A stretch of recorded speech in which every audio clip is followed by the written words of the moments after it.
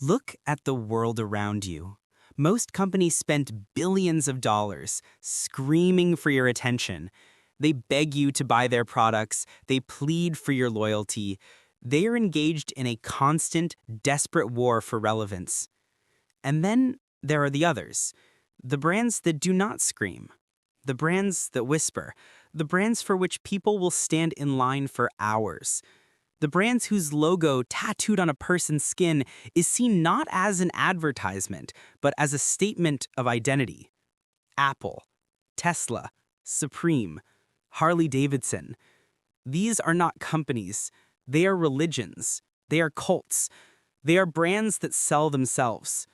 The amateur believes this is the result of brilliant marketing and beautiful design. The architect knows the truth is far deeper and far more powerful. This is the result of psychological architecture. Welcome to the Architect's Vault. Today, we are not learning marketing. We are learning how to build a church. We will deconstruct the 5-step formula for creating a brand so powerful, so resonant, that it inspires a cult-like devotion that no amount of advertising can ever buy. The common enemy.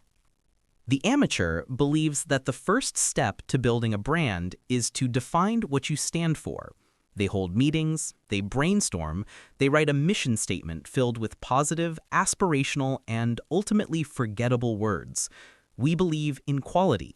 We believe in innovation. We believe in customer satisfaction.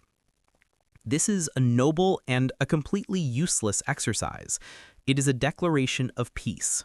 And peace does not start a religion. The architect, the alchemist of belief, knows a primal, uncomfortable, and devastatingly effective truth. A brand is a tribe, and the single fastest way to form a tribe is not to give them something to love, it is to give them something to hate. This is the secret of the common enemy. Every great cult-like brand in history has been built not on a mission statement, but on a manifesto.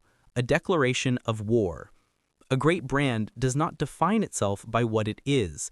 It defines itself by what it is against.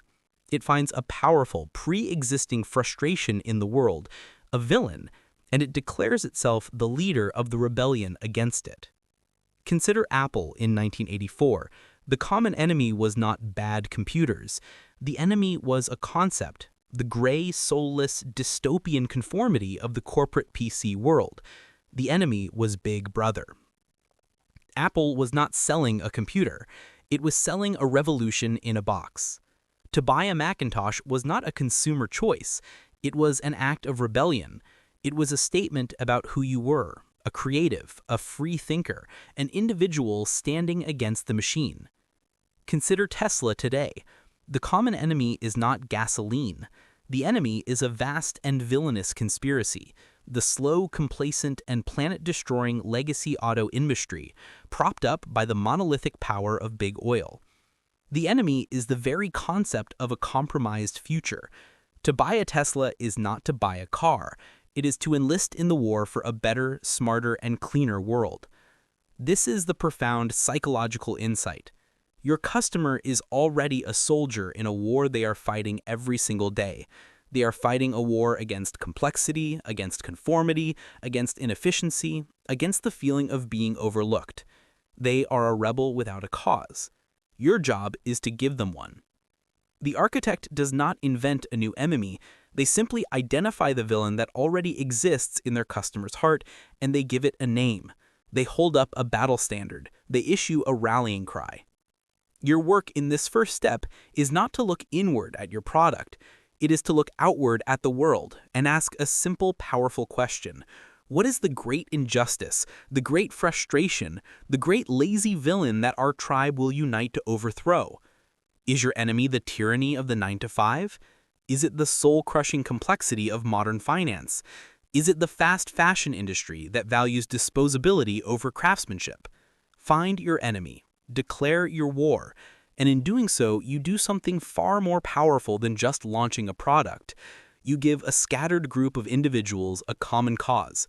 You give them a flag to rally behind. You have not created a customer base. You have forged an army, And your product, when it is finally revealed, will not be a mere object for sale, it will be their weapon. The sacred law. You have declared your war. You have identified the common enemy, and in doing so, you have given a scattered group of individuals a flag to rally behind. You have forged an army. But an army without a constitution, without a core belief system, is just a mob.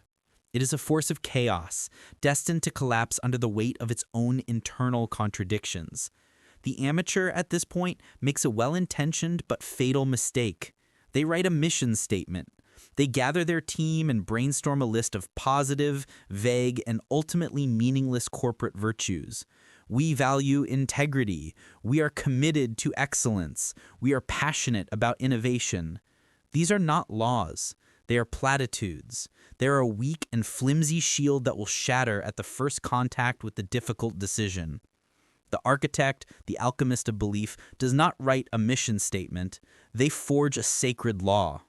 The sacred law is not a list of things you believe. It is the one, single, non-negotiable principle from which all other beliefs are derived. It is the constitution of your rebellion. It is the central commandment of your new religion. It is the one rule that tells you what to do when faced with 1,000 competing choices. It is the filter through which every decision, from product design to marketing, must pass. This law is almost always a single word or a short, powerful phrase, and it is the positive, heroic inverse of the common enemy you have just defined. Consider Apple again. Their enemy was the gray, soulless complexity of the PC world. Therefore, their sacred law could only be one thing: simplicity. This was not a marketing slogan. It was an operational command. It was a ruthless filter. When Steve Jobs returned to Apple, he didn't ask, how can we make more products? He asked, how can we obey the law of simplicity? He took their sprawling, complex product line and famously slashed it down to just 4 items. When his engineers presented him with a prototype for the iPod, he didn't say, add more features. He walked to a fish tank, dropped the prototype in, and pointed at the air bubbles that emerged. It's too big, he said, make it simpler. The law dictated that any song should be accessible in 3 clicks or less. The law demanded that the iPhone should have only one button. Simplicity was the god, and every other consideration was sacrificed at its altar. Consider the outdoor brand Patagonia. Their enemy is the disposable fast fashion culture that is destroying the planet. Therefore, their sacred law is durability. This law forces them to make decisions that would seem insane to any other clothing company. It led to their legendary "Don't Buy This Jacket" ad campaign, an act that was perfectly aligned with their law, even as it seemed to contradict the very purpose of their business. It is the reason they have a program to repair their old clothing for life. Their law is not sell more jackets. Their law is build things that last. And in obeying this law, they have built a tribe of followers so loyal they're willing to pay a premium to be a part of that belief system. This is the profound power of the sacred law. It is not an aspiration, it is an ultimatum. It forces you to make hard choices. It gives your brand a soul. Your work in this second step is to find your law. Look at the common enemy you have declared war on. If your enemy is complexity, your law is simplicity. If your enemy is waste, your law is durability. If your enemy is conformity, your law is rebellion. Distill your entire philosophy down to its one single, non-negotiable commandment. This will be the North Star for your tribe. It is the creed that separates the believers from the non-believers, and it is the blueprint for every single thing you are about to build. The symbol of power. You have declared your war against the common enemy. You have forged your sacred law, the central commandment of your tribe.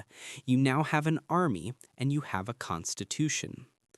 But an army without a flag is invisible. A religion without a cross is just a philosophy.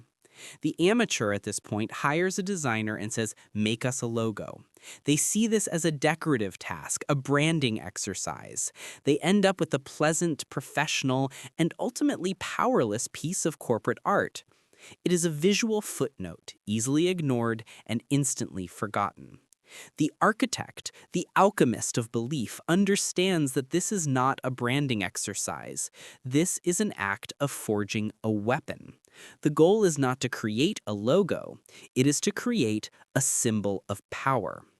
A logo is a signature. A symbol of power is an incantation. It is the sacred law, distilled and compressed into a single visual glyph so potent that it can be drawn in the sand with a stick and still be recognized. It is a piece of psychological warfare designed to bypass the conscious mind and implant itself directly into the subconscious of the culture. A symbol of power does not need the company's name next to it. It is the company. Think of the Nike swoosh. It is not a logo. It is the physical manifestation of the idea of motion, of victory, of just do it.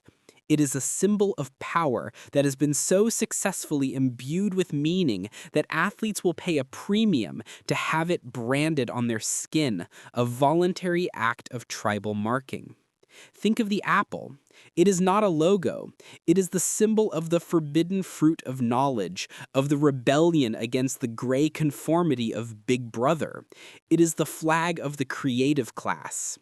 To place that glowing symbol on your laptop is to make a silent, powerful statement about your identity, about which tribe you belong to. This is the profound difference. A logo says, this is who made the product. A symbol of power says, this is who you are for buying the product. The creation of such a symbol is an act of ruthless distillation.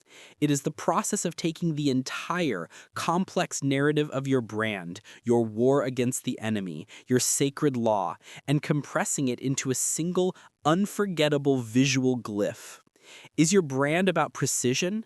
The Mercedes-Benz three-pointed star? Is it about primal rebellious freedom? The Harley-Davidson skull? The test of a true symbol of power is simple and brutal.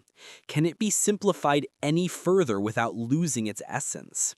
A great symbol is not what you can add, but what you can no longer take away.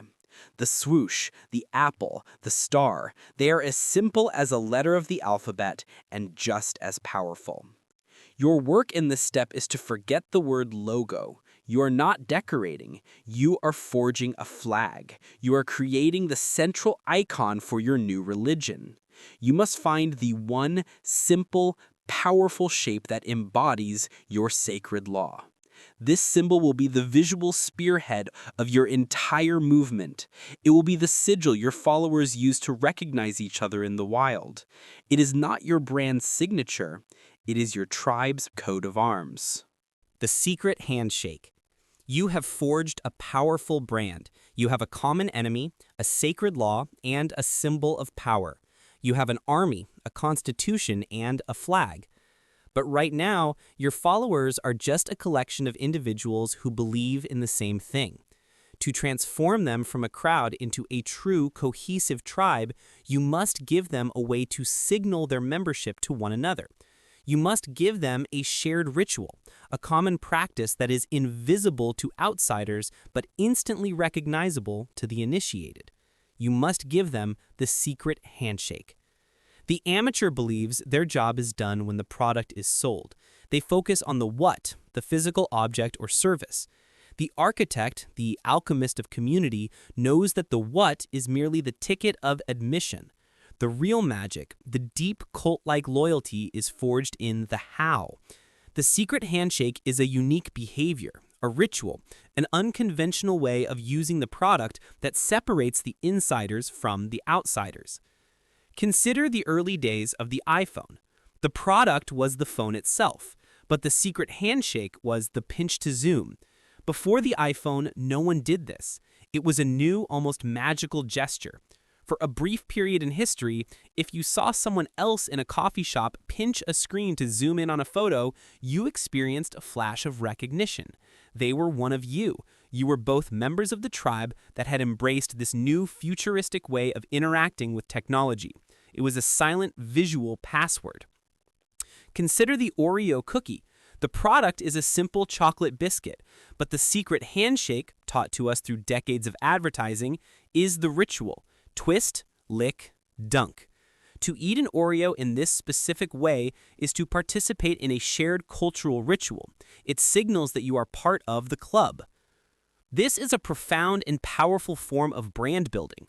The secret handshake transforms the passive act of consumption into an active act of participation. It can be a physical gesture, like the pinch to zoom. It can be a unique modification. Think of the way early hot rodders took their Ford Model Ts and customized them, creating a shared aesthetic that was a secret language among car enthusiasts. It can even be an unconventional use case. A famous example is the outdoor brand Patagonia, whose fleece vests became the unofficial uniform of venture capitalists and finance professionals, a use case completely unintended by the founders, but which became a powerful tribal signal in a new world. The architect does not always invent the handshake. Often they are masterful observers. They watch their most passionate early adopters and they identify the unique emergent behaviors that are forming naturally. They see the hack, the unconventional ritual, and then they amplify it. They celebrate it. They feature it in their marketing, transforming it from a niche behavior into the official, sanctioned ritual of the tribe. Your work in this step is to become an anthropologist of your own brand. You must ask, what is the unique way our tribe does things? What is the ritual that separates the believers from the non-believers? Is there a specific way they use your software, a unique way they wear your clothing, a ritual they perform with your product? Find it or create it. This secret handshake is the invisible thread that will stitch your individual customers into a powerful, cohesive, and deeply loyal tribe. It is the ritual that proves they don't just own the product, they belong to the movement. The Insider's Lexicon. The architecture is nearly complete. Your tribe has a common enemy to unite them, a sacred law to guide them, a symbol of power to identify them, and a secret handshake to bond them. Now you must give them their own language. This is the final and most masterful act of brand creation. It is the secret that elevates a brand from a mere community into a true, self-contained culture. You must create the insider's lexicon. The amateur communicates with their customers using the clear, simple, and universally understood language of the outside world. Their goal is to be easily understood by everyone. The architect, the alchemist of culture, does the opposite. They understand that the most powerful tribes in history, from secret societies to scientific communities to entire nations, are defined and bound together by a unique, specialized vocabulary. This lexicon is a set of words and phrases that have a specific, powerful meaning to insiders, but are complete jargon to outsiders. This is not a failure of communication. It is a deliberate and brilliant act of psychological architecture. An insider's lexicon does two things simultaneously. First, it is a powerful barrier to entry. When an outsider hears the tribe speak, they are met with a wall of unfamiliar terms. They hear Apple enthusiasts talk about the walled garden, the notch, and the ecosystem. They hear cryptocurrency natives talk about FUD, hodling, and gas fees. This jargon is intimidating. It signals very clearly, you are not one of us. You do not understand our world. This creates an aspirational desire to learn the language, to break the code, to join the inner circle. Second, and more importantly, the lexicon is a profound tool of internal bonding. To use a word from the lexicon is to send a powerful, instant signal of shared identity. It is the verbal equivalent of the secret handshake. When you use the right term, you are telling everyone in the room, I am one of you. I have been initiated. I understand the sacred law. I believe what we believe. It transforms a simple conversation into a constant, subtle reinforcement of tribal identity. Starbucks did not just sell coffee, they created a new language for it: venti, grande, frappuccino. To use these words correctly is to signal that you are a member of the global Starbucks tribe. CrossFit didn't just create a workout, they created a lexicon. The WOD, workout of the day, the box, the gym, or the AMRAP, as many reps as possible. This language is a powerful barrier that separates the uninitiated from the devoted members of the fitness cult. Your work in this final step is to become a linguist for your new religion. You must name the core concepts of your brand's world. What do you call your followers? Are they users or are they architects? What do you call the problem you solve? Is it a pain point or is it the great friction? What do you call your unique process? Is it a method or is it the alchemical formula? Give your tribe its own language. Create your insider's lexicon. This is the final and invisible wall of your fortress. It is the ultimate tool for creating a world so complete, so self-contained, and so rich with shared meaning that your followers no longer feel like customers of a brand. They feel like citizens of a nation, your nation. A product solves a problem. A great brand provides an identity. This is the profound difference. The amateur tries to build a better product. The architect builds a better world for their followers to inhabit. They build a church, not a marketplace. This 5-step formula is the blueprint. It is the architecture of belief, the engineering of a tribe. It is the secret to building a brand that no longer needs to sell, because to its followers, it is the only answer. Thank you for joining us inside Capital Sanctum. To continue mastering the frameworks that build empires of influence, subscribe to Capital Sanctum and join the Architects of Belief.